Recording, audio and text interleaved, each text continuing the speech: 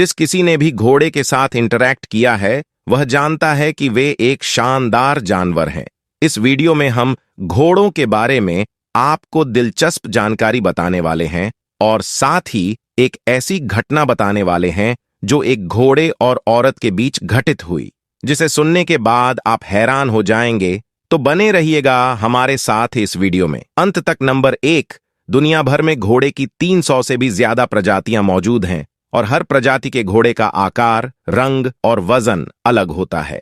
बता दें कि अरबी घोड़ों की प्रजाति सबसे पुरानी जीवित प्रजाति में से एक है। यह लगभग 4500 साल पुरानी है। दिलचस्प बात यह है कि घोड़ा अश्ववंश का सदस्य है और वर्तमान में इस वंश की कई और प्रजातियां भी जीवित हैं, जिनको खच्चर, गधा, जेबरा और खर कहा जाता है। नंबर 2, आपको जानकर हैरान होगी कि घोड़ा एक ऐसा जानवर है जो 360 डिग्री के नजारे को एक साथ देख सकता है। ध्यान दें कि घोड़े के कान जिस दिशा में मुद्दते हैं वह उस कान के तरफ वाली आंख से उसी दिशा में देख रहा होता है। हालांकि अगर घोड़ा अपने कान को अलग अलग दिशाओं की ओर कर रहा है तो वह एक ही समय में 2 अलग अलग चीजों को देख रहा होता है। तो दोस्तों, ये थे घोड़ों के बारे में कुछ रोचक तथ्य। अब बात करते हैं उस आश्चर्यजनक घटना के बारे में। तो प्यारे दोस्तों, ये कहानी उस जमाने की है जब हमारा देश आजाद भी नहीं हुआ था और छोटे छोटे रियासतों में हमारा देश बंटा हुआ था। उस जमाने में कश्मीर की वादियों में बसी एक रियासत में एक बहुत ही खूबसूरत लड़की रहा करती थी। एक तो लड़की अपनी खूबसूरती के वजह से पूरे इलाके में चर्चा में बनी रहती थी और साथ इस लड़की के पास एक बहुत ही आला नस्ल का घोड़ा था, और जो उस लड़की की तरह अपनी खूबसूरती के लिए पूरे इलाके में मशहूर था। कई लोगों ने घोड़े को खरीदने की कोशिश भी की, लेकिन लड़की ने कभी भी उस घोड़े को नहीं बेचा।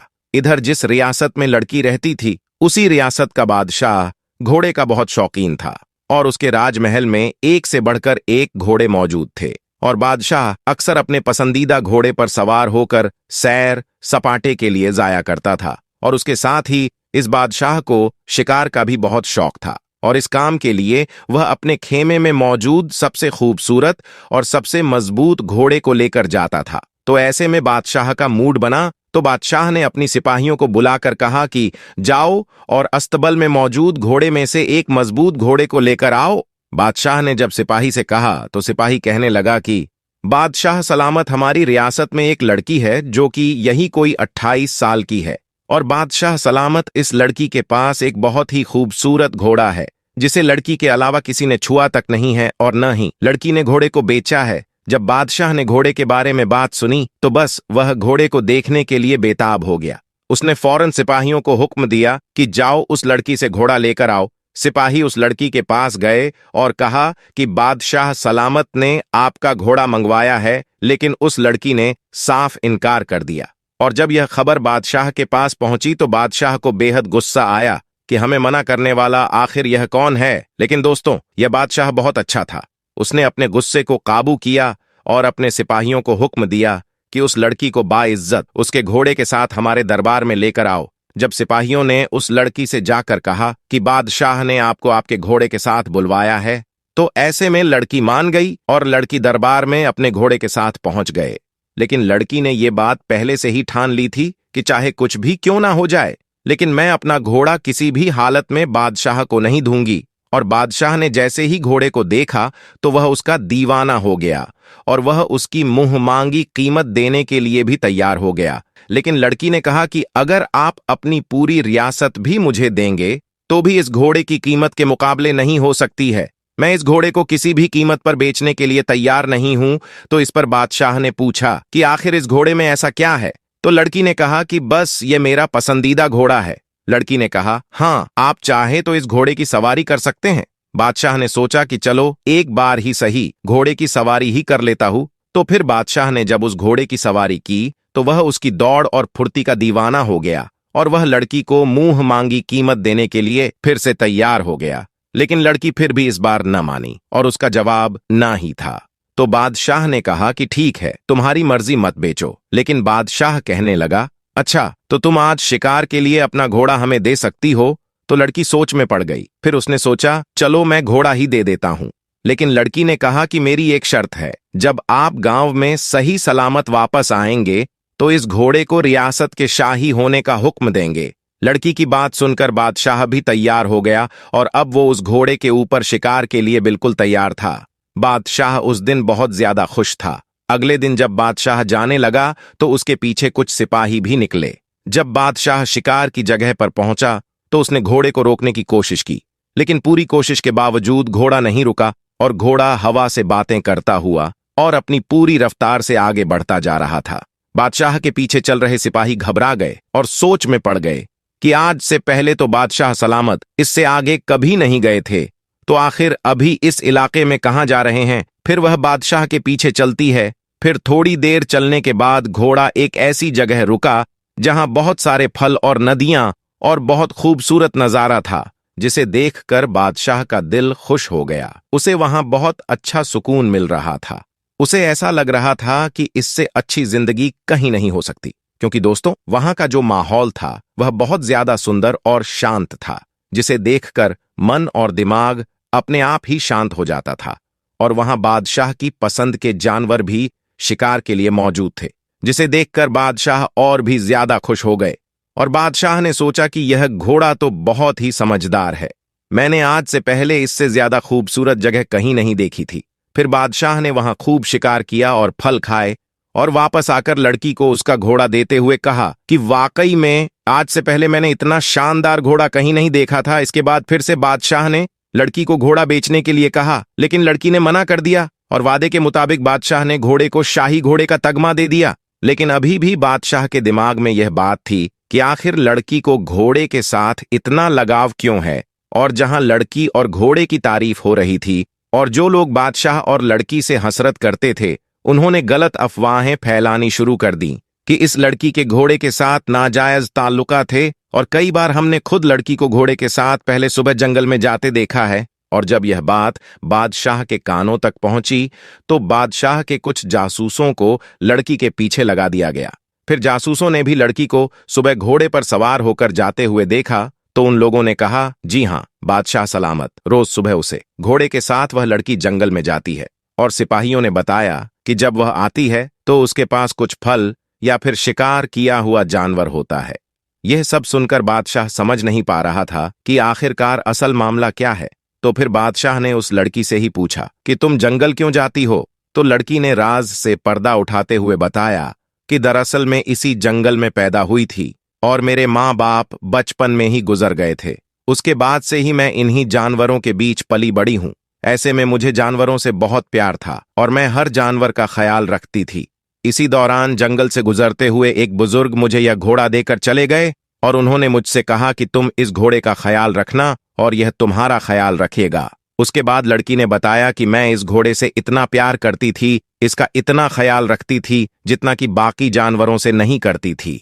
और जैसे जैसे घोड़ा बड़ा होता चला गया तो यह मेरा ख्याल रखने लगा और हमेशा की तरह यह मुझे ऐसी जगह लेकर जाने लगा जहां से मैं कभी गुजरी नहीं थी और वह जगह इससे पहले मैंने कभी नहीं देखी थी। और वहीं से मैं फलों की टोकरी या शिकार किया हुआ जानवर लेकर आती हूं और उनको बेचकर अपना गुजारा करती हूं। उसके बाद फिर सब लोगों को समझ में आ गया कि आखिरकार लड़की और घोड़े के बीच में क्या रिश्ता है, और ये जो रिश्ता है ये रिश्ता वफा और मोहब्बत का है।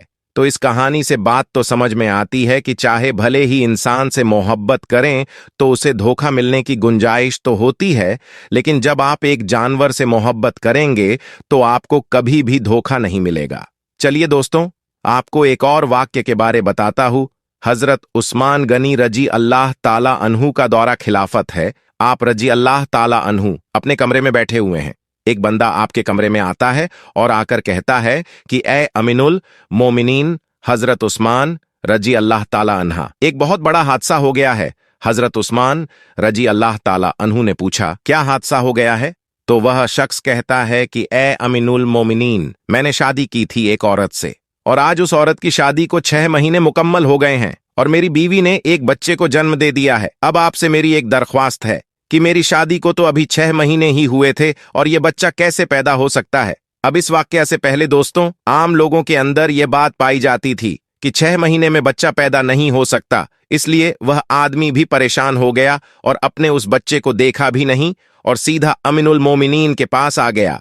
हजरत उस्मान रजी अल्लाह ताला अन्हु ने लोगों को जमा किया और मशविरा किया कि यह बच्चा हलाल का है या हराम का। और इससे पहले ऐसा वाक्य कभी भी पेश नहीं आया कि किसी औरत ने 6 महीने के बाद किसी बच्चे को जन्म दिया, और यह पहला वाक्य था। और दोस्तों, अरब के अंदर आमतौर पर 6 महीने के बच्चे को हराम का बच्चा समझा जाता था। तो मशवरे में मौजूद तमाम लोगों ने कहा कि 6 महीने का बच्चा अरब के अंदर कभी भी पैदा नहीं हुआ है, लिहाजा यह हलाल का नहीं हो सकता है बल्कि हराम का ही है। और जब हजरत उस्मान रजी अल्लाह ताला अन्हु ने तमाम लोगों से मशविरा कर लिया और हिसाब किताब वालों ने सब ने यही कहा कि अरब की तारीख में 6 महीने के बच्चे को हराम समझा जाता है, तो यहां पर हजरत उस्मान रजी अल्लाह ताला अन्हा ने हुक्म दिया कि औरत को संसार कर दिया जाए।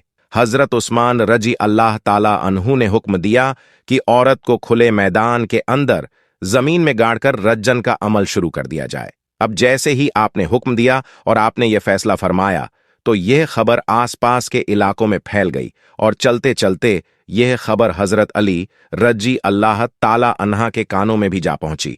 अब हजरत अली उस मैदान के बजाय जहां उस औरत को संहार किया जाना था वहां पर ना जाते हुए सीधा हजरत उस्मान रजी अल्लाह ताला अन्हा के पास जा पहुंचे और सलाम करने के बाद अमीनन मोलिनी से पूछा कि उस्मान, क्या आपने यह हुक्म दिया है कि उस औरत को रजन किया जाए जिसने 6 महीने का बच्चा पैदा किया है? तो हजरत उस्मान रजी अल्लाह ताला अन्हा ने फरमाया है, मैंने यह हुक्म दिया है क्योंकि उसने हराम का बच्चा जन्मा है और 6 महीने में बच्चा पैदा नहीं हो सकता। और मैंने यह फैसला तमाम लोगों के मशवरे से किया है और सभी ने यह मशवरा किया है कि 6 महीने का बच्चा हलाल का नहीं हो सकता। अब हजरत अली रजी अल्लाह ताला अन्हु ने इरशाद फरमाया और कहा कि ए अमीनुल मोमिनीन, आपने गलत फैसला किया है। हजरत उस्मान रजी अल्लाह ताला अन्हु ने फरमाया कि मैंने अपना हिसाब और किताब लगाया है कि 6 महीने का बच्चा हलाल का नहीं हो सकता है। तो यहां पर हजरत अली ने फरमाया कि उस्मान 6 महीने का बच्चा तो कुरान से साबित है। अब हजरत उस्मान रजी अल्लाह ताला अन्हु यह सुनकर परेशान हो गए कि कुरान से कैसे साबित है। फिर हजरत उस्मान राजी अल्लाह ताला अन्हु ने कहा कि अच्छा, ये तो 2.5 साल बनते हैं, अब इसमें से 6 महीने का बच्चा कैसे निकलेगा? तो हजरत अली ने फरमाया कि दूसरी आयत पढ़ो। अल्लाह फरमाता है कि 2 साल दूध पिलाने के 30 महीनों में 2 साल निकालो, और जब आप 24 महीने निकालेंगे तो पीछे 6 महीने बचेंगे। तो हजरत उस्मान रजी अल्लाह ताला अन्हु फरमाने लगे कि ए अली, बात तो तुमने बिल्कुल ठीक कही है। हजरत अली रजी अल्लाह ताला अन्हु ने फरमाया, कयामत तक अगर किसी औरत का 6 महीने का बच्चा बिस्तर पर पैदा हुआ है तो उसे हलाल किया जाएगा, हराम नहीं, क्योंकि यह कुरान की आयत के मुताबिक है। और सारी दुनिया झूठी हो सकती है लेकिन कुरान पाक की बात कभी झूठी नहीं हो सकती। हजरत उस्मान रजी अल्लाह ताला अन्हु ने फौरन सिपाहियों को दौड़ाया। अल्लाह ना करे कि उस औरत का संगसार कर दिया जाए तो कयामत के दिन मैं उस्मान को क्या बोलूंगा। हजरत उस्मान रजी अल्लाह ताला अन्हु रोने लगे और आपकी चीख निकल गई और आप अपने आप से फरमाने लगे, कल कयामत के दिन अल्लाह को तू क्या जवाब देगा? और आपने सिपाहियों से फरमाया कि जल्दी जाइए, उस औरत को बचाइए। हजरत अली रजी अल्लाह ताला अन्हा भी वहां से निकले और वह सिपाही भी निकले। अल्लाह का करम है, ऐसा हुआ कि उस औरत को जमीन में गाड़ दिया गया और उसका सिर्फ चेहरा ही बाहर था, और उसकी बहन उसे आखिरी मुलाकात करने आई हुई है और जारुकता रो रही है और उससे बातें कर रही है। अब सिपाही भी वहां पर पहुंच गए, हजरत अली भी वहां पहुंच गए। उस वक्त वहां पहुंचते ही हजरत उस्मान रजी अल्लाह ताला अन्हु ने उस रजन को रोकने का हुक्म दे दिया। उस वक्त उस जमीन में घड़ी हुई औरत ने अपनी बहन से एक बात कही है कि ऐ मेरी बहन, मत रो और ना यह गम कर, और कहने लगी कि उस्मान रजी अल्लाह ताला अन्हु के हुक्म से मुझे रजन तो किया जा रहा है, लेकिन मैं अल्लाह की कसम खाकर कहती हूं कि जिन्ना तो बहुत दूर की बात है, खुदा की कसम मुझे किसी गैर महरूम ने छुआ तक नहीं है। और उस औरत को उसी वक्त जमीन से बाहर निकाला गया और हजरत उस्मान रजी अल्लाह ताला अन्हु ने उस औरत को अपने पास बुलाया और उसके बेटे को पेश किया गया। रिवायत के अंदर ही यह अल्फाज मौजूद है कि जिस तरह परिंदों में 2 अंडे मिला दिए जाए तो पता ही नहीं चलता कि कौन सा अंडा किसका है, दोनों में क्या फर्क है। इसी तरह उस बच्चे की शक्ल और सूरत बिल्कुल उसके वालिद के ऊपर थी और वालिद ने उसको अभी तक नहीं देखा था। वालिद ने जब देखा और कहा कि अल्लाह की कसम ये तो मेरा ही बेटा है। तो मेरे प्यारे अजीज दोस्तों, यहां पर एक बात तो मालूम हो गई कि जो 6 महीने में बच्चा पैदा होता है उसे हलाल का समझा जाएगा, क्योंकि कुरान पाक में यह फैसला मौजूद है। तो उम्मीद करते हैं अगर आपको आज की हमारी वीडियो पसंद आई हो तो इस वीडियो को लाइक जरूर करें और चैनल को सब्सक्राइब करके और साथ लगे बेल आइकॉन को प्रेस कर दे, ताकि हम हमारे चैनल पर जो भी वीडियोस अपलोड करते हैं उसकी नोटिफिकेशन आपको मिलती रहे। धन्यवाद।